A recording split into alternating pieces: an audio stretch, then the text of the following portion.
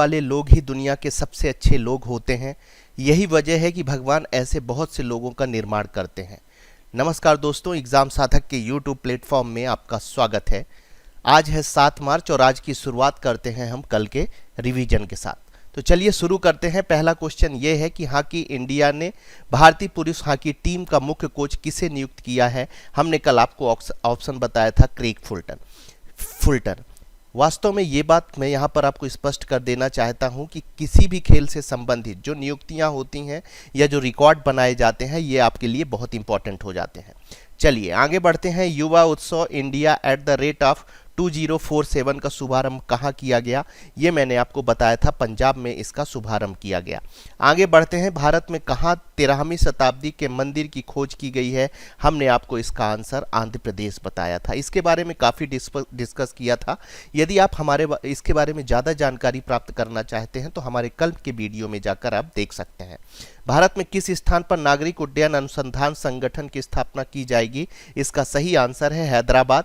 उसके बाद आगे बढ़ते हैं। कैच द रेन 2023 कैंपेन की शुरुआत कहाँ से की गई थी, इसका सही आंसर हमने नई दिल्ली बताया था। इस तरह के क्वेश्चन निश्चित रूप से आजकल बहुत पूछे जाते हैं, इसलिए इसे आपको याद रखना है। चलिए आगे बढ़ते हैं। बात करते हैं बिजली नियामक में केंद्रीय विद्युत नियामक आयोग का नया अध्यक्ष नियुक्त किया गया है। इसका सही आंसर है जिष्णु बरुआ जी को नियुक्त किया गया है। आगे बढ़ते हैं। भारत में दुनिया का पहला बांस बैरियर कहाँ लगाया गया है। हमने कल आपको महाराष्ट्र बताया था, नागपुर के आसपास के हाईवेज में ये लगाया गया है और ये अपने आप में विश्व में पहली पहल है जिसकी प्रशंसा होनी चाहिए। चलिए आगे बढ़ते हैं। बात करते हैं राष्ट्रीय सुरक्षा दिवस कब मनाया जाता है। हमने इसका आपको सही आंसर 4 मार्च बताया था। मध्य प्रदेश के प्रस्तावित 13वें जिले का नाम क्या है, हमने आपको मऊगंज बताया था और इसके बारे में काफ़ी डिटेल से इंफॉर्मेशन हमने पिछले वीडियो में आपको दी थी। आगे बढ़ते हैं। किन दो देशों के मध्य संयुक्त सैन्य अभ्यास फ्रीजेक्स 23 आयोजित किया जाएगा। हमने भारत और फ्रांस, इसका सही आंसर बताया था।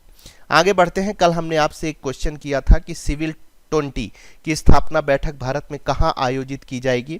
ए ऑप्शन मुंबई है, बी ऑप्शन अहमदाबाद है, सी ऑप्शन नागपुर दिया था हमने और आपको डी ऑप्शन हमने लखनऊ दिया था और इसका सही आंसर है नागपुर।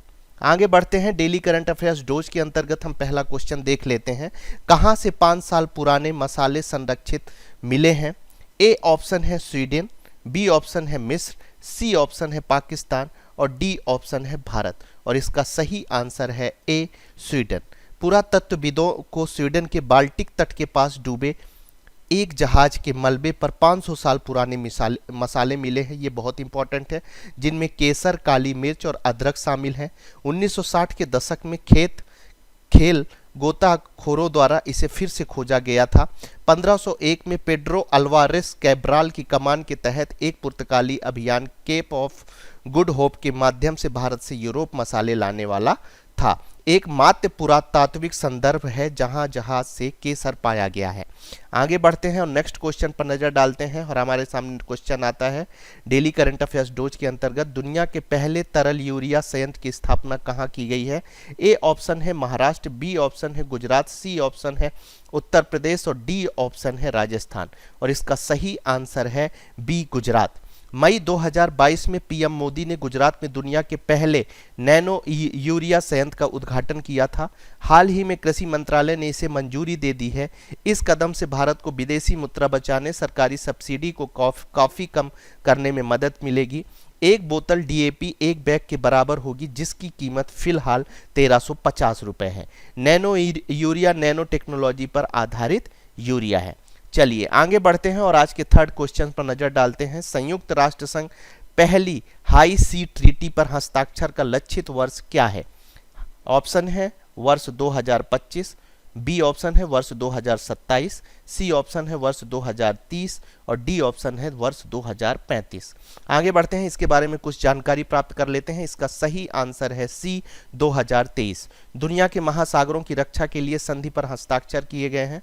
महासागर संरक्षण पर पिछला अंतर्राष्ट्रीय समझौता संयुक्त राष्ट्र समुद्री कानून संधि पर 40 साल पहले 1982 में हस्ताक्षर किए गए थे। यूएन हाई सी ट्रीटी 2030 तक अब दुनिया के 30% समुद्रों की रक्षा करेगा।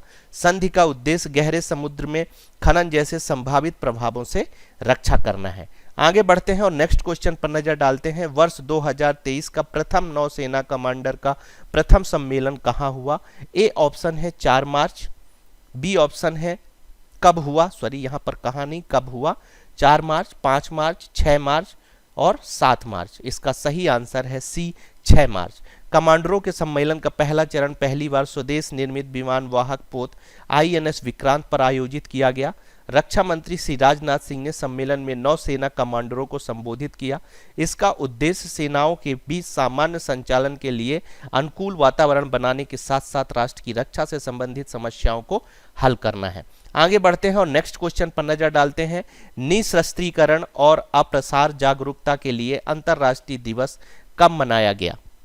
देख लेते हैं। ऑप्शन 3 मार्च, बी ऑप्शन है 4 मार्च, सी ऑप्शन है 5 मार्च और डी ऑप्शन है 6 मार्च और इसका सही आंसर है सी 5 मार्च।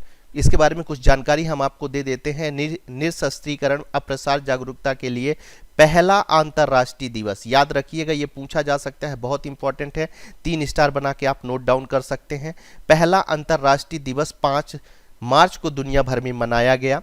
इस दिन का उद्देश्य विशेष रूप से युवा लोगों के बीच निशस्त्रीकरण के मुद्दे के बारे में जन जागरूकता और समझ को बढ़ाना है। 5 मार्च 1970 को परमाणु हथियारों के अप्रसार पर संधि लागू हुई थी। किर्गिस्तान ने अंतर्राष्ट्रीय समुदाय को 5 मार्च को निशस्त्रीकरण अप्रसार जागरूकता के लिए अंतर्राष्ट्रीय दिवस के रूप में घोषित करने का प्रस्ताव दिया था। आगे बढ़ते हैं और नेक्स्ट क्वेश्चन पर नजर डालते हैं। कहाँ हाइड्रोजन आधारित उन्नत ईंधन सेल इलेक्ट्रिक वाहन लॉन्च किया गया है? ए ऑप्शन है नई दिल्ली, बी ऑप्शन है मुंबई, सी ऑप्शन है बेंगलुरु और डी ऑप्शन है गुजरात और इसका सही आंसर है ए नई दिल्ली। यह परियोजना उस परियोजना के समान है जो पहले गुजरात के केवड़िया में शुरू की गई थी। पिछले महीने पीएम मोदी ने बेंगलोर में इंडिया एनर्जी वीक में ऑयल इंडिया लिमिटेड की स्वदेशी रूप से विकसित हाइड्रोजन ईंधन सेल आधारित ई बस को हरी झंडी दिखाई है। ईंधन सेल इलेक्ट्रॉनिक वाहनों के लाभ, कोई हानिकारक उत्सर्जन नहीं होता है, इससे अधिक ऊर्जा कुशल होती है, गैसोलीन समकक्षों के बराबर रेंज और प्रदर्शन होता है। ईंधन के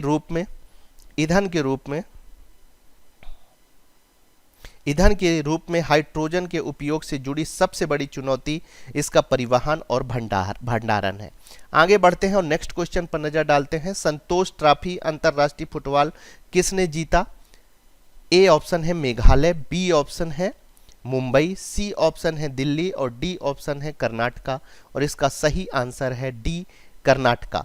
कर्नाटका ने 5 मार्च 2023 को संतोष ट्रॉफी राष्ट्रीय फुटबॉल चैंपियनशिप जीती है।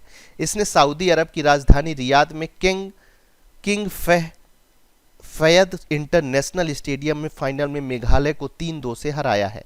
संतोष ट्रॉफी एक राज्य स्तरीय राष्ट्रीय फुटबॉल प्रतियोगिता है। यह अखिल भारतीय फुटबॉल महासंघ के तहत सरकारी संस्थानों राज्य संघों द्वारा खेला जाता है। 2022-23 संतोष ट्रॉफी का 76वां संस्करण यहाँ खेला गया था। आगे बढ़ते हैं और बात कर लेते हैं नेक्स्ट क्वेश्चन की। चुनावी लोकतंत्र सूचकांक 2023 में भारत किस स्थान पर रहा है? ए 100वां स्थान है, बी 105वां स्थान है, सी 108वां स्थान है और डी 112वां स्थान है। और देख लेते हैं इसका आंसर क्या है। इसका आंसर है सी 108वां स्थान है। वी डेमोक्रेसी रिपोर्ट 2023 के चुनावी लोकतंत्र सूचकांक में भारत 108वें स्थान पर रहा है।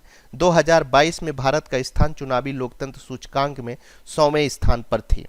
वहीं लिबरल डेमोक्रेसी इंडेक्स में भारत को 97वें स्थान मिला है। इस रिपोर्ट ने पिछले 10 वर्षों में भारत को शीर्ष 10 निरंकुश और 4 देशों में से एक के रूप में नामित किया है। आगे बढ़ते हैं और नेक्स्ट क्वेश्चन पर नजर डालते हैं। महिला प्रीमियर लीग 4 मार्च 2023 को कहां शुरू हुआ? ए ऑप्शन है मुंबई, बी ऑप्शन है दिल्ली, सी ऑप्शन है विशाखापत्तनम और डी ऑप्शन है राजस्थान और इसका सही आंसर है ए मुंबई। पहली बार महिला premiere league WPL 2023 Navi Mumbai में शुरू हुआ। 26 मार्च 2023 को टूर्नामेंट का फाइनल मैच मुंबई के ब्रेबॉर्न स्टेडियम में खेला गया। यहां आपको ये भी याद रखना है कि ब्रेबॉर्न स्टेडियम किस शहर में स्थित है, तो यह मुंबई शहर में स्थित है। इसका आयोजक टाटा समूह के द्वारा किया जाता है। लीग के पहले संस्करण में कुल 5 टीमें भाग ले रही हैं, ये भी आपके लिए बहुत महत्वपूर्ण हो गया है और ये भी आपको याद रखना है। कितनी टीमें भाग ले रही हैं? तो 5 टीमें भाग ले रही हैं। आगे बढ़ते हैं और बात कर लेते हैं नेक्स्ट क्वेश्चन के। पीएम केयर फॉर चिल्ड्रन योजना की शुरुआत कब की गई? ए ऑप्शन है वर्ष 2014, बी ऑप्शन है वर्ष 2016, सी ऑप्शन है वर्ष 2019 और डी ऑप्शन है 2021। इसका सही आंसर है डी 2021। इसके बारे में कुछ जानकारी हम आपको दे देते हैं। 29 मई 2021 को उन बच्चों का समर्थन करने के उद्देश्य से शुरू की गई थी जिन्होंने कोविड-19 के कारण दोनों या जीवित माता पिता, कानूनी अभिभावक, दत्तक माता पिता का, एकल दत्तक माता पिता को जो खो चुका है। हाल ही में 31 भारतीय राज्यों ने महामारी के दौरान शुरू की गई राष्ट्रीय पीएम केयर्स फॉर चिल्ड्रन योजना को लागू किया है। आगे बढ़ते हैं और कल के क्वेश्चन पर नजर डालते हैं कि कल आपको किसका जवाब देना है। आज आपको हमारे कमेंट बॉक्स में इसका जवाब देना है। निम्न में से किस देश के नेशनल यूनिवर्सिटी के वैज्ञानिकों ने पृथ्वी के आंतरिक कोर के भीतर 5वीं परत का पता लगाया है? ए ऑप्शन है अमेरिका, बी ऑप्शन है ऑस्ट्रेलिया, सी ऑप्शन है फ्रांस और डी ऑप्शन है जर्मनी। इसका आंसर हमें कमेंट बॉक्स में आपको देना है, ठीक है। उसके बाद यदि हमारी चीज़ें आपको पसंद आ रही हैं तो आप लाइक कर सकते हैं। जिन्होंने हमारे चैनल को सब्सक्राइब नहीं किया वो सब्सक्राइब कर सकते हैं। साथ ही आज के करंट अफेयर्स की पीडीएफ यदि आप डाउनलोड करना चाहते हैं तो हमारे टेलीग्राम चैनल एग्जाम साधक में जाकर आप डाउनलोड कर सकते हैं। आप सभी को उज्जवल भविष्य की शुभकामनाओं के साथ आज की क्लास हम यहीं समाप्त करते हैं। धन्यवाद।